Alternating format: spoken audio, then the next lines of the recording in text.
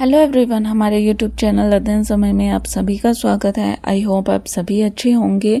आज की वीडियो में हम डिस्कस करेंगे हॉवर्ड गार्डनर की मल्टीपल इंटेलिजेंस थ्योरी को। तो चलिए स्टार्ट करते हैं। Gardner's theory of multiple intelligence. Howard Gardner, an American psychologist, proposed the theory of multiple intelligences. तो हॉवर्ड गार्डनर जो कि अमेरिकन साइकोलॉजिस्ट थे, उन्होंने ये थ्योरी प्रपोज की है in his book frames of mind. तो उन्होंने अपनी बुक जिसका कि नाम है फ्रेम्स ऑफ माइंड। तो कई बार ये क्वेश्चन भी पूछ लिया जाता है कि फ्रेम्स ऑफ माइंड जो है किसकी बुक है। He pointed out that he did not believe there was one form of cognition which cut across all human thinking. तो उन्होंने ये पॉइंट आउट किया था कि वो इस चीज़ को नहीं मानते कि कॉग्निशन की सिर्फ एक ही फॉर्म होती है जो कि ह्यूमन की थिंकिंग को डिवाइड करती है। There are multiple intelligences with autonomous intelligence capacities. तो इंटेलिजेंस जो है वो मल्टीपल टाइप्स की होती है जिनकी जो है अपनी ऑटोनोमस इंटेलिजेंस कैपेसिटी होती है। So intelligence can not be viewed as single entity. तो इसलिए जो है हम इंटेलिजेंस को एक सिंगल फॉर्म में नहीं देख सकते। There are different types of intelligences which are independent of each other. तो इंटेलिजेंसेस जो हैं वो डिफरेंट टाइप्स की होती हैं और जितने भी उन्होंने इंटेलिजेंस के टाइप बताए हैं वो एक दूसरे से इंडिपेंडेंट हैं। When you master all of your intelligences, then you really use the full potential of your brain power. जब आप इन सभी इंटेलिजेंस को मास्टर कर लेते हो, इन सभी इंटेलिजेंस में जो है माहिर हो जाते हो, तब आप अपनी ब्रेन पावर की फुल पोटेंशियल को यूज़ करते हो। Gardner reported that a person can be intelligent in many veg.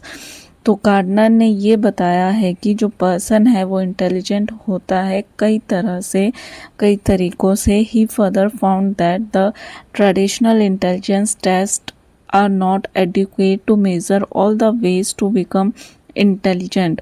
और उन्होंने ये भी देखा है कि जो ट्रेडिशनल इंटेलिजेंस टेस्ट हैं वो एडुकेट नहीं होते हैं ये मेज़र करने के लिए। ऑल तरह की सभी तरह की इंटेलिजेंस को मेज़र करने के लिए जो ट्रेडिशनल इंटेलिजेंस टेस्ट बनाए हैं वो एडुकेट नहीं होते हैं इंटेलिजेंस को मेज़र करने के लिए। अकॉर्डिंग टू गार्डनर के according there can be more than 8 ways to be intelligent. तो कितने तरीक़ों से पर्सन इंटेलिजेंट होता है? 8 तरीक़ों से, यानी कि इंटेलिजेंस को उन्होंने जो है 8 टाइप्स में डिवाइड किया है। That is you can be intelligent in terms of. तो आप किस किस तरह से इंटेलिजेंट हो सकते हो? नंबर 1 है लिंग्विस्टिक, जो कि वर्ड्स की, यानी कि लिंग्विस्टिक जो है एक तरह से लिटरेचर से रिलेटेड है, जहाँ पे आप जो है वर्ड्स को यूज़ करने की आपकी एबिलिटी जो है वो अच्छी होती है। नंबर 2 है लॉजिकल मैथमेटिकल, जो कि नंबर से रिलेटेड है। 3rd है स्पेशियल, जो कि पिक्चर से रिलेटेड है। 4th है म्यूज़िकल, जो कि म्यूज़िकल और रिदमिक, यानी कि म्यूज़िक से रिलेटेड है। बॉडली काइनेस्थेटिक, जो कि मूवमेंट से रिलेटेड है, फिज़िकल एक्टिविटी से रिलेटेड है। 6th है इंट्रापर्सनल, जो कि सेल्फ से रिलेटेड है। 7th है इंटरपर्सनल, जो कि पीपल से रिलेटेड है, जब आप दूसरे लोगों के साथ जो है सोशलाइजेशन करते हो, आपकी सोशलाइजेशन कितनी अच्छी है।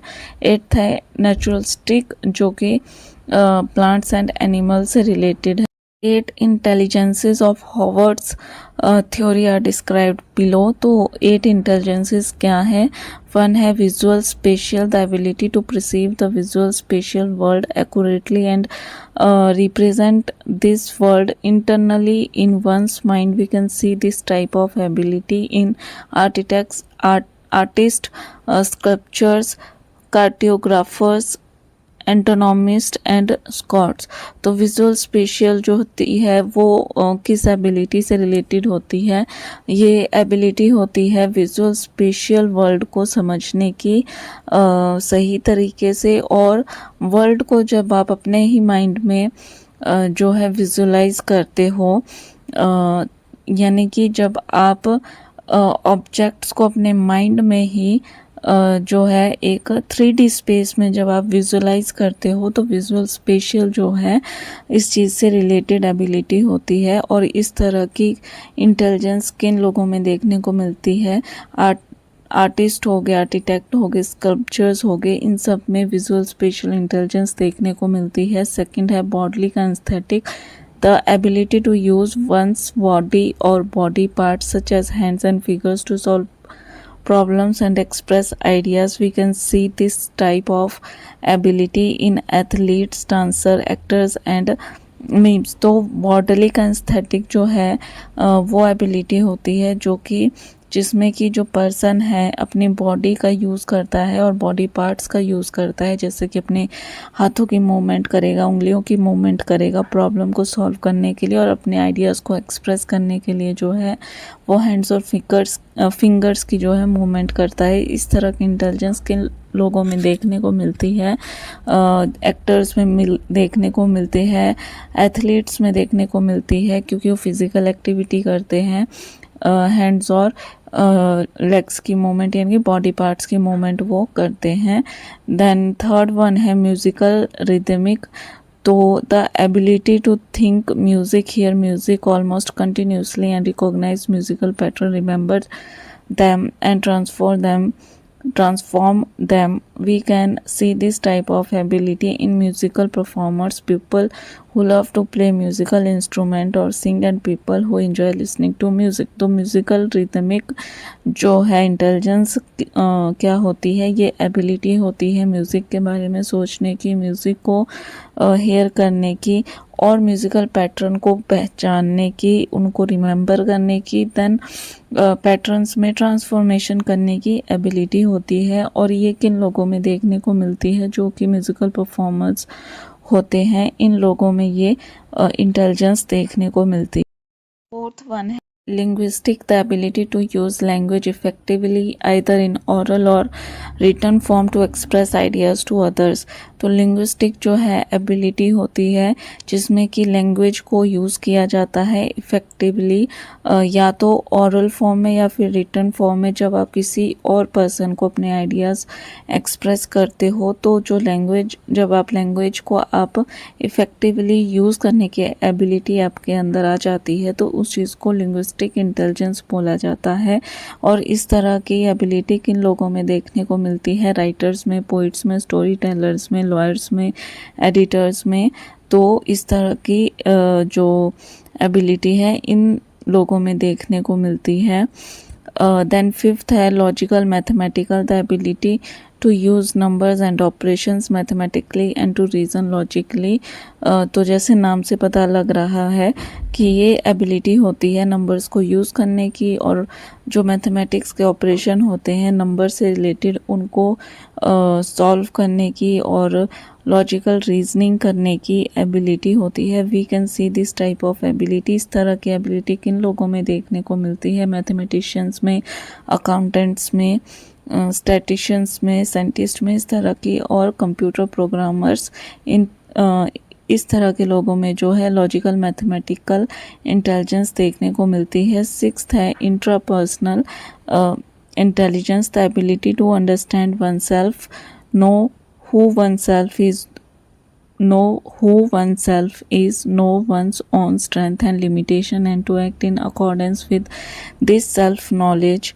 तो इंट्रापर्सनल जो है वो एबिलिटी होती है जब आप अपने आप को समझते हो, अपने बारे में जानते हो, अपनी स्ट्रेंथ और वीकनेस को जानते हो और उसके अकॉर्डिंग जो है अपने साथ जो है एक्ट करते हो, यानी कि उस अपने स्ट्रेंथ और वीकनेस के अकॉर्डिंग जो है आप अपने साथ जो है अपने साथ किस तरह से अपने आप को आपने एक्सप्रेस करना है तो उसके अकॉर्डिंग जो है आप अपने आप को एक्सप्रेस करते हो। इस तरह की एबिलिटी किन लोगों में देखने को मिलती है? Who exhibit self discipline and personal authenticity, जिन लोगों में जो है सेल्फ डिसिप्लिन होता है, पर्सनल ऑथेंटिसिटी होती है, तो इंट्रापर्सनल इंटेलिजेंस इन लोगों में देखने को मिलती है। है इंटरपर्सनल, जिसको कि सोशल इंटेलिजेंस भी बोलते हैं। तो इंटरपर्सनल इंटेलिजेंस क्या होती है? The ability to work effectively with others. जब आप दूसरे लोगों के साथ जो है इफ़ेक्टिवली काम करना शुरू करते हो, जब दूसरे लोगों के साथ आपके अंदर जो है इफ़ेक्टिवली काम करने की एबिलिटी डिवेल्प होती है। Noticing their moods, motivations and feelings, जब आप उनके मूड्स को, मोटिवेशन, उनकी फीलिंग्स को समझना शुरू करते हो, उनकी फीलिंग्स को नोट करना शुरू करते हो। और तो किन एक्टिविटीज़ के थ्रू आप नोट करते हो? सोशल लर्निंग के थ्रू, सोशल एक्टिविटी के थ्रू, कॉरपोरेटिव लर्निंग के थ्रू, टीम वर्क के through. These persons are able to relate to other people and display empathy and understanding. तो ये लोग जो होते हैं ये एबल होते हैं दूसरे लोगों के साथ रिलेट करने में और उनके प्रति जो है एम्पैथी शो करने में, और साथ में दूसरे लोगों को समझने में भी ये कैपेबल होते हैं। To notice their motivations and goals, और उनके मोटिवेशन और गोल्स को नोटिस करने की भी इनके अंदर कैपेबिलिटी होती है। देन 8th वन है नेचुरलिस्टिक इंटेलिजेंस। क्या होती है? The ability to discriminate among living things and exhibit sensitivity to one's natural surroundings. तो ये एबिलिटी होती है लिविंग थिंग्स के अंदर जो है डिस्क्रिमिनेट करने की, और उनके प्रति जो है सेंसिटिविटी जो है डिवॉल्व करने की, और साथ में अपने आसपास की जो नेचुरल सराउंडिंग है उसको, उसकी सेंसिटिविटी को समझने की एबिलिटी होती है। We can see this type of ability in botanist, geologist, ecologist, explorers, farmer and hunters. तो इस तरह की इंटेलिजेंस किन लोगों में देखने को मिलती है? बॉटनिस्ट के अंदर, जियोलॉजिस्ट के अंदर, अपना फार्मर्स के अंदर, हंटर्स के अंदर। यानी कि नेचुरलिस्टिक वो लोग होते हैं जो कि लिविंग थिंग्स से जो है वो उनके प्रति उनके मन में जो है सेंसिटिविटी होती है, और वो अपने नेचुरल सराउंडिंग को के लिए भी वो सेंसिटिव होते हैं। यानी कि उनको प्लांट्स और एनिमल्स दोनों के लिए सेंसिटिविटी की फीलिंग उनके अंदर होती है। Thank you so much for watching the video. Channel को सपोर्ट करने के लिए चैनल को लाइक करें, कमेंट करें, शेयर करें, सब्सक्राइब करें एंड बेल आइकन पर ज़रूर क्लिक करें।